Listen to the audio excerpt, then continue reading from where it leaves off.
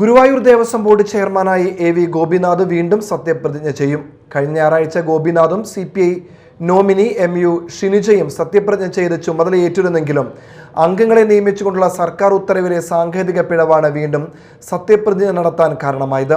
ഈ വിഷയത്തിൽ സർക്കാരിനും ഗുരുവായൂർ ദേവസ്വത്തിനും കോടതി നോട്ടീസ് അയച്ചിട്ടുണ്ട്. മുൻപ് പുറത്തിറങ്ങിയ ഉത്തരവിൽ പിഴവ് ശ്രദ്ധയിൽപ്പെട്ടതിനെ തുടർന്ന് ഇത് തിരുത്തി മാർച്ച് 11 സർക്കാർ പുതിയ ഉത്തരവ് പുറപ്പെടുവിച്ചു. ദേവസ്വം കമ്മീഷണറുടെ അനുമതി ലഭിക്കുന്നതോടെ നാളെയോ മറ്റന്നാളോ സത്യപ്രതിജ്ഞാ ചടങ്ങുകൾ നടക്കും. സർക്കാർ ഉത്തരവിലെ അവ്യക്തതകൾ ഭരണസമിതിയുടെ ഭാവി തീരുമാനങ്ങളെ ബാധിക്കാതിരിക്കാനാണ് അടിയന്തരമായി പിഴവ് തിരുത്തി പുനർവിജ്ഞാപനം നടത്തിയത്. ഇതോടൊപ്പം CPI പ്രതിനിധിയായ MU ഷിനിജയും വീണ്ടും സത്യപ്രതിജ്ഞ ചെയ്യും. ഏകദേശം 48 വർഷത്തെ ഇടവേളയ്ക്ക് ശേഷമാണ് ഗുരുവായൂർ ദേവസ്വം ഭരണസമിതിയിലേക്ക് ഒരു വനിതാ അംഗം എത്തുന്നത് എന്ന പ്രത്യേകതയും ഷിനിജയുടെ നിയമനത്തിനുണ്ട്.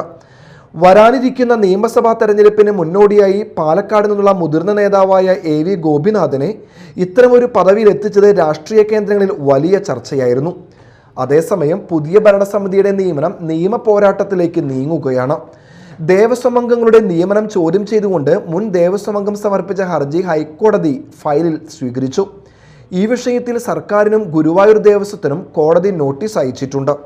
അംഗങ്ങളെ നാമനിർദ്ദേശം ചെയ്ത രീതിയിലെ ക്രമക്കേടുകളാണ് ഹർജിയിൽ ചൂണ്ടിക്കാട്ടിയിരിക്കുന്നത്.